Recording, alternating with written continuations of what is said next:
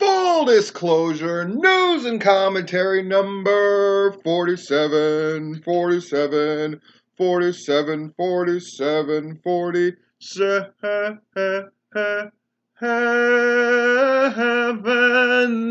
Ah! Look at that painting of me. Look at my name up there in steel. Love it! Love it, love it, love it. Full disclosure, feels like it's been a long time. It's only been a week getting these things out on Monday. Ooh, a little more gray in my hair, but at least I still got my hair. I will be thankful for that. Let's jump right into it. Thanks to Brett, Brian, Dan, Derek, Diana, Jeffrey, Josh, Larry, Logan, Rob Rod, Southern Honor, and the Double Drop Kick Show. And a special thanks for the 4 donating at least the $25 level, helping me get those Goodman Awards. Eric, Viral Pro Wrestling, the Tag Team Transcendent, and the OG Myron. Very much appreciated today. By the way, the movie that is playing is Girl Interrupted. One of the best things Winona Ryder ever did, and Angelina Jolie for that matter. Phenomenal movie. I love it. I don't know why I originally watched the fucking thing, but now every time it's on fucking cable, I gotta watch it. Just how it goes. Sweet. So the commentary is the curious case of Will Caution. I'm going to be talking about the wrestler Will Caution. Gonna want to listen to that. All right, let's jump into it. See, I'm already jumping into it, isn't that? Oh, no, wait, I got a fucking unboxing. Sorry. I love doing these. Obviously a shirt. So I have one other package I'll probably save for one of the other videos I'm doing this week. So I've been doing a good job staying on those. I had a lot of fun at the Total Punk Wrestling show on Saturday. Yeah, I went to that. So I'm going to be, well, shit, I might as well talk about it. So tomorrow, I'm going to put together that video. Those take a little more time because I put in pictures and I actually had video clips from the show that I want to throw in there.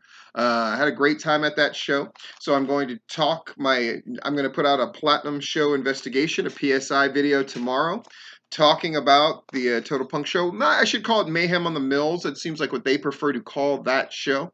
So I'll call it Mayhem at the Mills, on the Mills. I'm going to talk about that show, my review. I'll give it a point score based on my four criteria for my enjoyment of a wrestling show. And then I'm going to talk about the next show that I'm going to. Action Heroes and Villains, I believe is the name. That's on March 13th. So I'm going to talk about what I'm looking forward to that show. It's the first time that promotion's running. Scared. But then they have a few people on there that I've seen before, some of whom I saw on the WXW show who I liked a lot, etc., etc., etc. Well, shit, I might as well talk about other stuff going on. So, Tipping Point, tomorrow night, we're going to have William Huckabee on. And instead of doing a conventional interview format, the three of us are just going to fucking shoot the shit. And we're going to talk shit about wrestling. Huck had a comment on somebody's post, I think Scott Hensley's post. Sort of like a little clapback comment. So I'm definitely going to bring that up with him. The Scenic City versus the Southern Cup Invitational Wars continue as the two of them continue to announce who's going to be on the show. Who's winning? That's going to be a video that I do this week. I need to write that down and make sure I do it. Who's winning? SCI or SCI so far in the promotional fight? Love it, love it, love it. Rob Rod's got his second video up previewing the shows that are coming out this weekend. Really, really great. I tend not to do that as much, so he's definitely filling that in ably. A couple of things on the Georgia Wrestling History site, gwhnewsandnotes.blogspot.com. Drew Blood's thing called Coffee Rings. It's my fucking favorite thing that he's written so far. Now, granted, I have not read the now 6 parts of his Western wrestling series. I'm still intending to do a video on that, but shit just keeps coming up, and I try to stay topical as much as possible, but I am going to get to those, and I'm looking forward to it. I will say, though, if any of them, in whole or in part, are better than coffee rings, then that will be my new favorite thing, and I'll be shocked, because fucking coffee rings to me is fucking great. Go and read that shit, and go watch fucking the chat with Gunner with Tank. I thought it was absolutely great.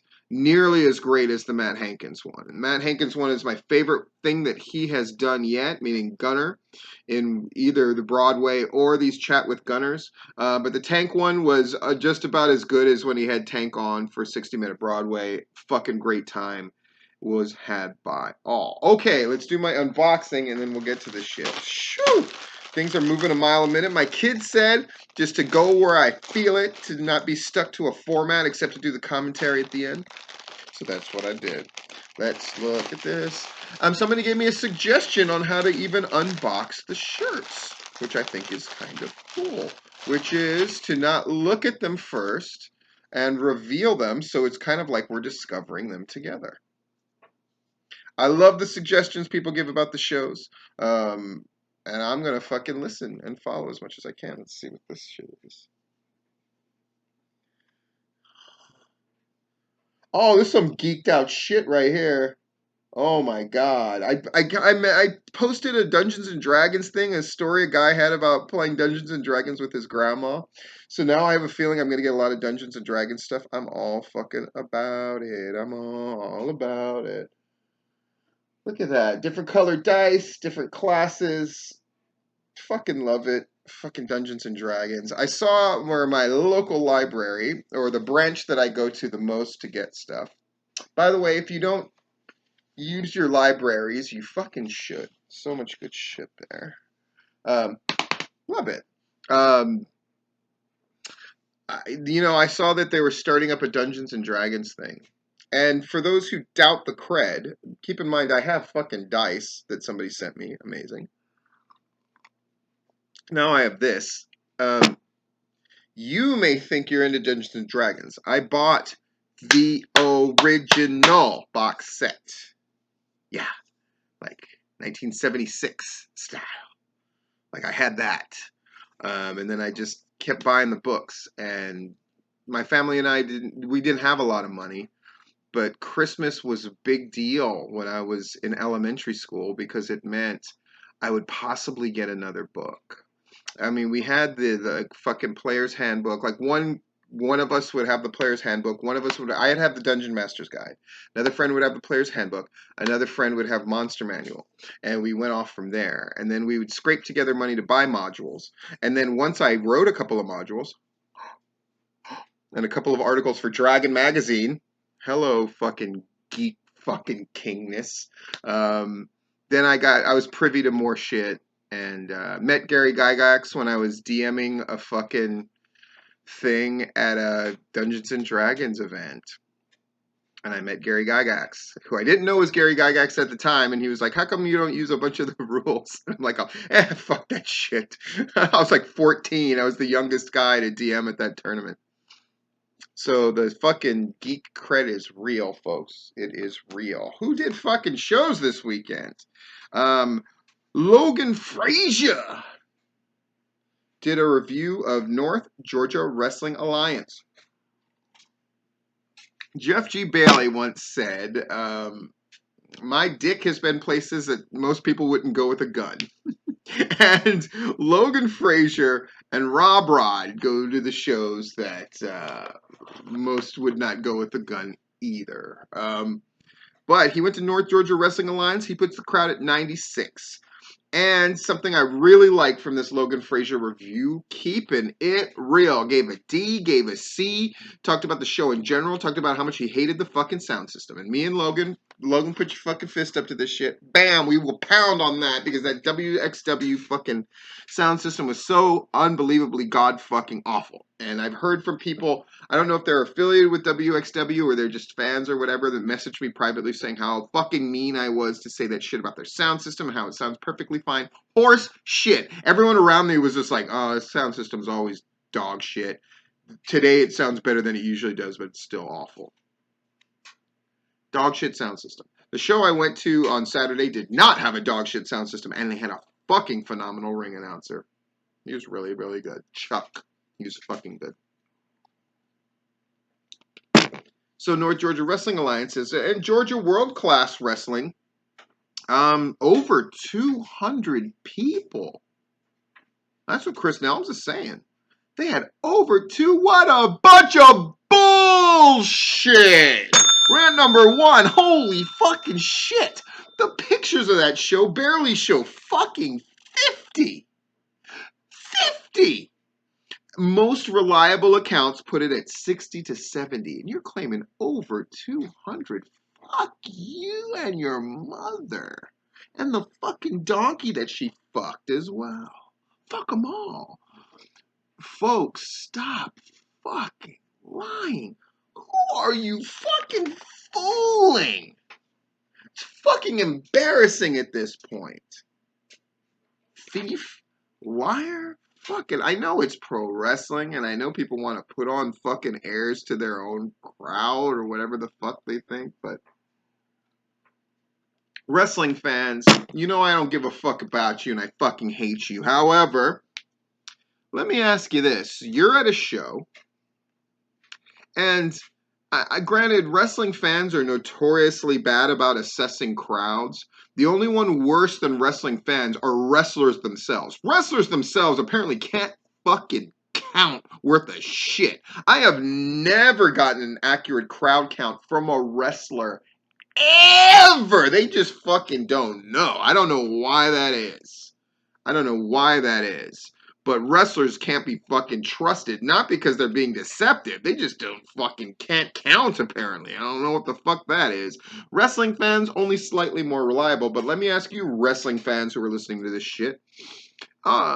When you go to a show and you know good and goddamn well about what the crowd number is, and then they say later, the people running that show say the crowd number, and it's obviously fake. Does that matter to you? Maybe we're just in a time where fucking lying doesn't matter and none of that shit matters and it is what it is. Wrestlers. Well, you don't know because you don't know you don't know how to fucking count a crowd apparently. But let's say you did and you knew the number that they were touting was obviously fake and inflated by a great degree. Do you go, well, good, I want people to think that I wrestled in front of more people. Do you think, this promoter must be honest and my assessment of what the crowd was in my mind must be completely off? Or do you just not care?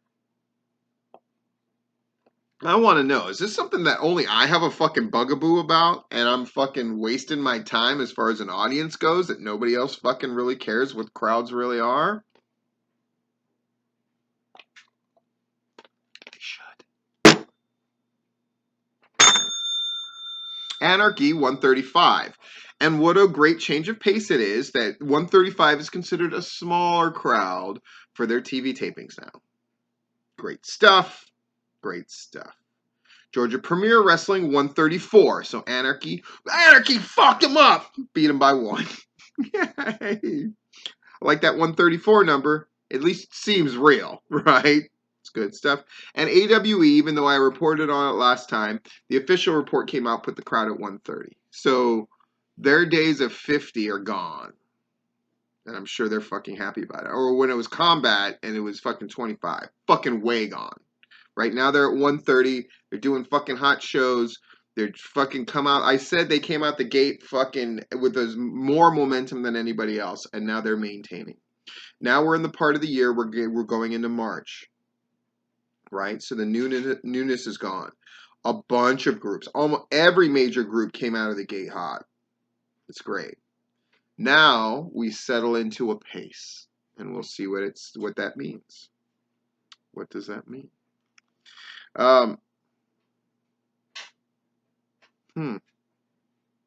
Here's an interesting tidbit. So, Stranglehold.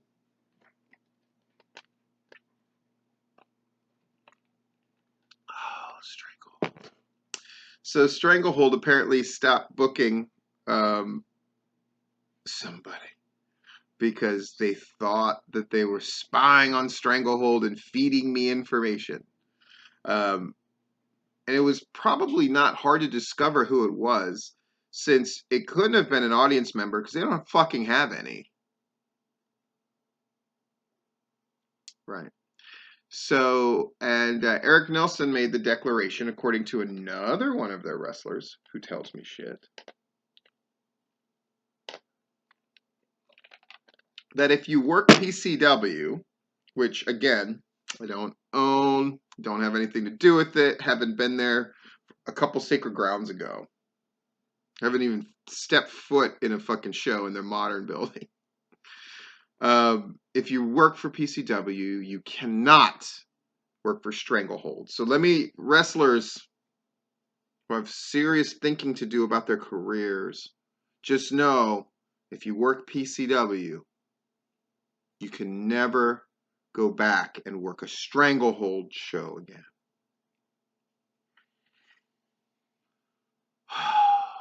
Am I going to lament and do the typical, like, why can't we all just get along? And why must it be this way? The promoters need to work together. No, because, okay, if you work for PCW, you can never work for Stranglehold again. I mean, that's the equivalent of, girl, if you fuck Jason Momoa, don't think you can go back and fuck Eric Nelson ever again.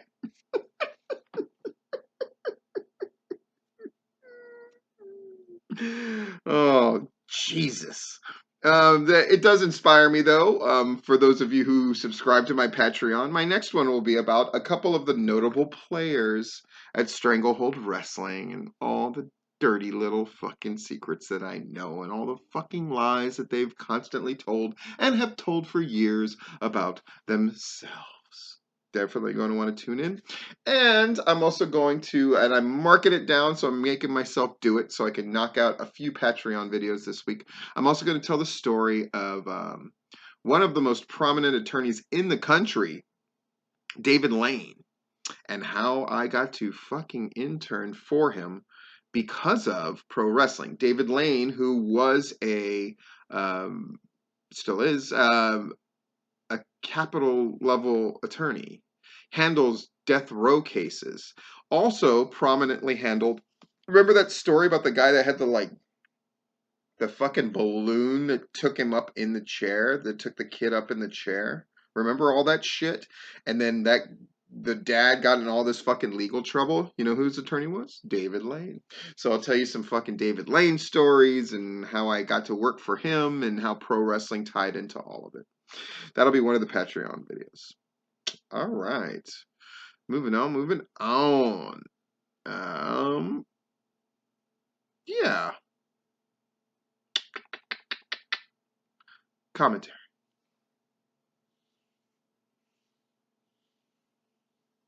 Will caution. When I was first starting to do videos, and you can call it's almost a year ago.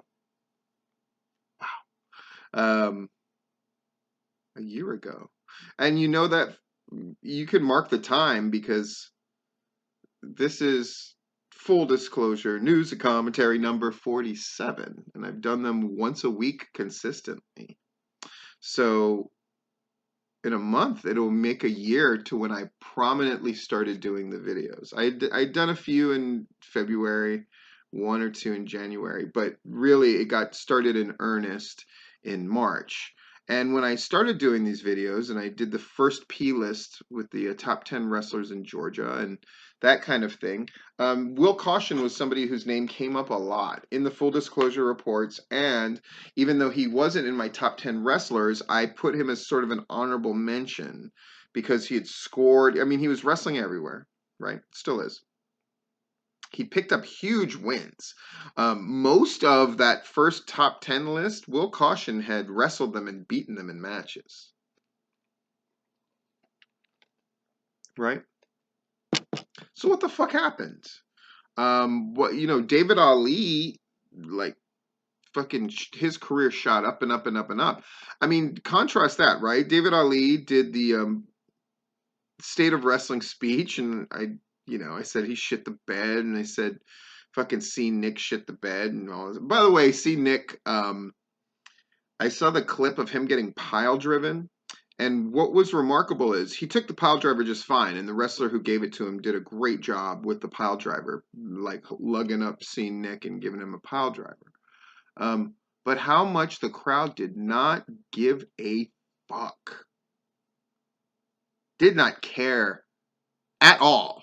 And you think I'm exaggerating. There's one kid that goes like, and then the pile driver happens and then just blanks out. And all of them watch the pile driver and don't react to it at all. What does that say? Back to Will Caution. So Will Caution was somebody I give sort of an honorable mention. Like he wasn't in the top 10, but he's doing all these great things. And I was noting that like on different shows, like, oh fuck, he's going over this guy and going over that guy. Now David Ali had taken what was, ostensibly as far as his interactions with me, directly or indirectly, really slow start, but just really kept plugging away on Facebook. He's gonna work the heel thing, and he fucking worked it, and now he's got the Messiah thing, and he's fucking just making it work, and great matches with Kyle and Southern Honor, and just great shit with Southern Fried, where he turned every loss into fucking heat for himself, and fucking, like Matt Sells, rightfully so, gets a lot of praise for, you took this losing streak and really made this great thing. David Ali did the same thing on the heel end, where he turned every loss into like a fucking denial, into a victory. It's like, yeah, I lost to Jacob Ashworth, but he's the guy who eventually became the champion, and I fucking bloodied that guy. And it's like, I loved it. And David Ali rose up. What the fuck happened to Will Caution? He got put in the main event in more than one spot. And in one case, just the wrestling didn't live up to what is the job for those of you who watch the Pro Wrestler's Handbook, as everybody should. But what's the job of the main eventer? You have two jobs: create the hype and live up to the hype. And when Will Caution wrestled in that main event, I think it was for Wrestle America or something, but the wrestling just wasn't up to par. He just wasn't ready. He just couldn't carry a fucking hyped main event match, or do his part in it, or make it great. And when he was called upon, when he wrestled more prominent opponents and he did a promos, like I think against Logan Creed, it fucking stunk on fucking ice. So back to the mid card he goes. But you know what I'm here to say? That's okay. But it may mean you're not going to get another chance. Now, you can take that slap down, and it can force you to reinvent yourself. And that's what I would suggest that Will Caution does. It's a great time, because what you did didn't work. So you can improve your promo skills somewhat and keep doing the same thing. And you can improve your ring work somewhat. And then when you get back there, you get another shot, hopefully. Or you can reinvent yourself, Will Caution, and really catch people by surprise. And then let their surprise and momentum take over and elevate you again. And this time you're ready for it. But I mean, I noticed his name, and I read it in reports, and I saw like a clip of him online, and I watched it, and I just went fucking bored.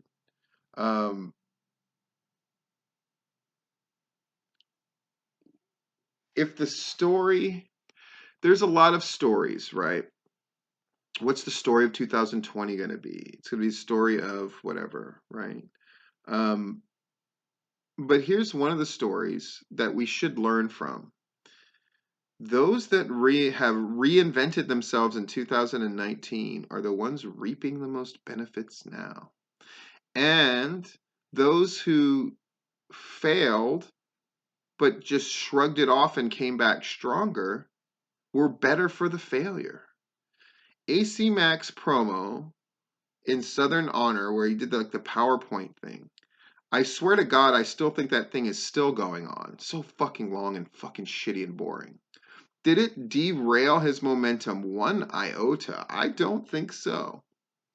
And I think it's safe to say that 2020 is going to be AC Mac's fucking year, right? He didn't dwell on it. He just copped to it. Yeah, it's fucking. I talked a little too long. And the booker stepped up and said, "Yeah, that was fucking my fault. I booked that shit." And they learned from it, and they just fucking moved on, and makes himself into a bigger and bigger deal, and holds on to that fucking AC Mac thing more than ever. I saw where they announced, him against Joe Black at the next Southern Honor, man. They're just making the matches that you want to fucking see, man. And then they put the stip on there that AC Mac needed to win in order to get into the SCI. And then AC Mac full on Facebook was like, "This is bullshit. I shouldn't have to get on. I'm a fucking former champion and blah blah blah." And I fucking love it. I love AC Mac's fucking deal, man. Smart guy.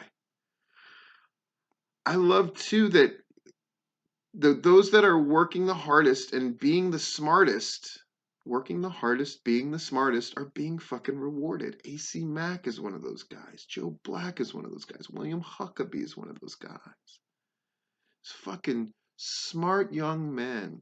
Smart young black men. Reinventing, reinvigorating. You can see it in everything that they write on Facebook or Twitter. Every promo that they cut, they're trying to top themselves. And they're fucking feeling themselves. Let's be real. Fucking swagger is at an all-time high, especially for a guy like Joe Black. So fucking what? Wonderful. But you can tell he's proud of who he is. He's a self-made man. It's not to say other people didn't help him along the way. Just get off of that shit. Of course. And he'd be the first guy to give credit. But Joe Black is fucking making himself, breaking himself down, reinventing himself, getting stronger and stronger and stronger, like muscles themselves, right? Break them down, build them back stronger, build them back stronger. William Huckabee, who's doing more interesting shit right now? Who's making more guys than William Huckabee right now? AC Mack, it's his fucking year. It's his shit to lose this year. And the list can go on and on and on, and I'm not saying it's not, but I want to get back to Will Caution. Now, Trevor Aon is another guy that I find really interesting, right? A guy that wants more credit and a guy who wants this, and the boys love him. And when he wrestles on shows, it goes really well. But do you feel like something is missing? Be honest. What's the story with Trevor Aon? Why? But does anybody ever answer the question? Or is the answer always somebody else's fault? Why does Trevor Aon get overlooked? Why doesn't he seem to get more? Why? Could it be because his act is on some level fucking tired as fuck? I'll just say it.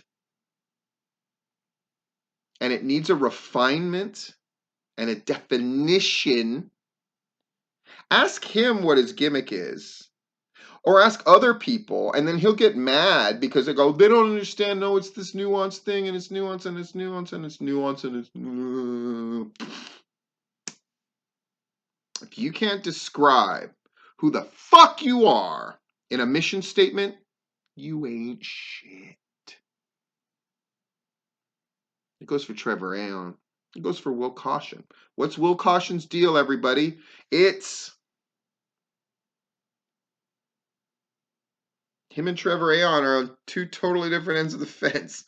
Wrestler guy versus a guy that's like in his mind he's doing all this layered shit and la la la la la la, but it's fans, it's an audience, it's potential promoters that need to connect to your shit too. You can't be equal parts elitist. Yeah, the shit I'm doing is just so smart, brilliant.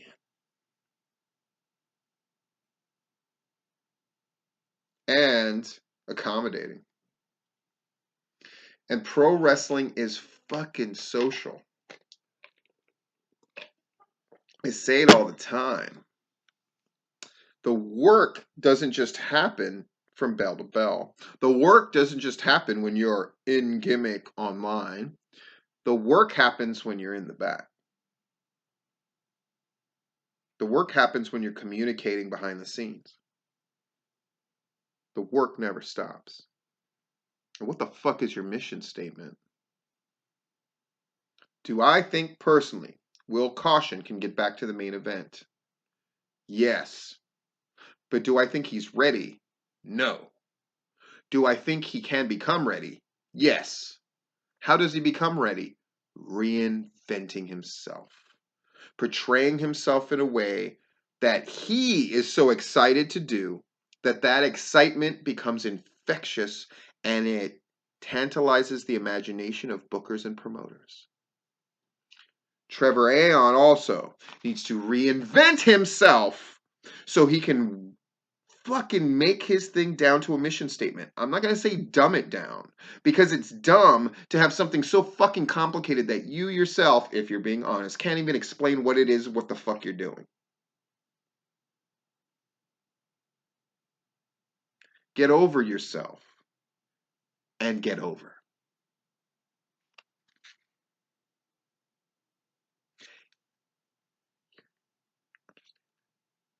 Get over yourself and get over. And if it hasn't happened yet, and getting over with the boys does not count, then ask yourself why. Reinvent. Great writers, great artists are great editors. Cut everything away. Nothing is precious. No icons. Cut it all away. Strip yourself down to bare wood. Let us admire the beauty of the grain of the wood itself. And then shape yourself to what you want to be. And be so beautiful, so gorgeous, that you become, here comes the most overused word in Georgia Wrestling of the Week, undeniable.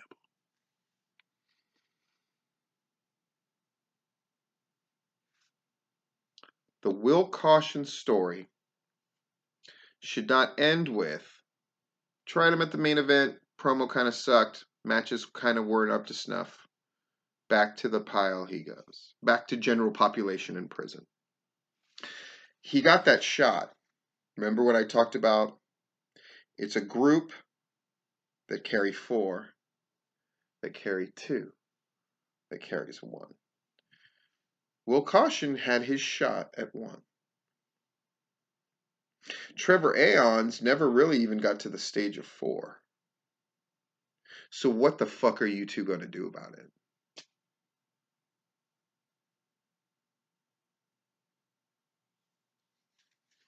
And I posed this question to bookers and promoters before. Who's your 1? Who's the 2 underneath them? Who's the 4 underneath them? And who's everybody?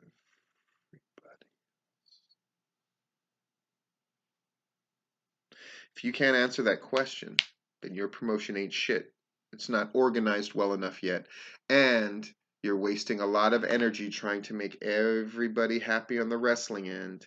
And when everybody's kind of special, nobody is.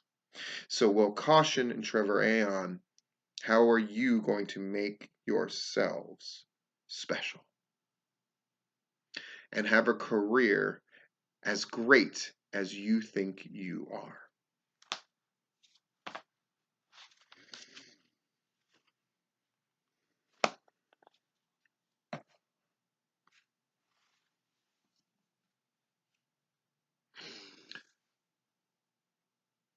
Which one are you, wrestling person listening to this? Are you the guy that's toiling in obscurity relatively, that's easy to overlook? At what point do you stop blaming everybody else? You know, that's the trend that I hate the most, right? It's Georgia Wrestling's history's fault for not sending people to the... Maybe your shit's just not fucking interesting enough for us to go to. So what are you going to do about that? How are you going to do it? How can you get your mission statement to the point where you're fucking undeniable? Those mission statements are an important fucking thing. Not that they're the end all be all, like not that there shouldn't be room for nuance, not that there can't be more complicated things going on. Of course all of that can happen. I'm not saying that. What's your mission statement, Southern Honor? What's your mission statement, Southern Fried? What's your mission statement, Scenic City Invitational? I bet you they have one. The successful shows all do.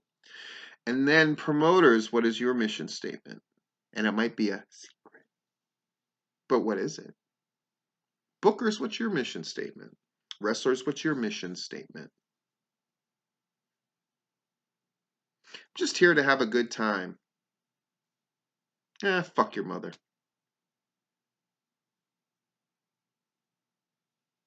You know what fun is? The phrase I hate the most at a wrestling show is when guys come back through the curtain and they're in the back. Oh, it was a fun show, guys. That was a fun show. You know what fun show is code for? Shitty show.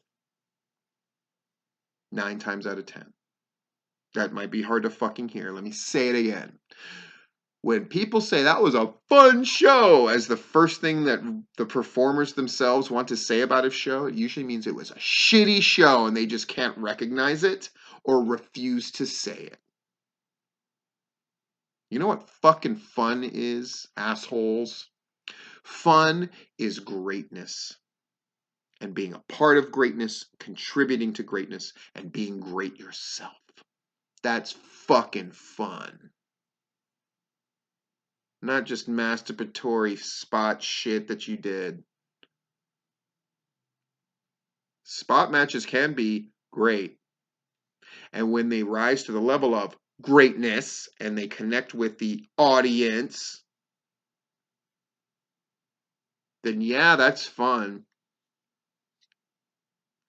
But strive for, that was fucking great. I was fucking great. God damn, that's fun. If the great isn't coming before the fun, change your fucking mission statement. Or get the fuck out of this and go do something else. This has been Full Disclosure.